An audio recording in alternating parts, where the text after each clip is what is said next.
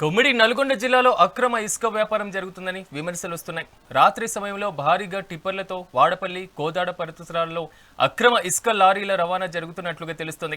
గత 4 రోజుల వ్యవధిలో 17 భారీ ఇసుక రవాణా లారీలను పోలీసులు సీజ్ చేసి కేసులు నమోదు చేశారు.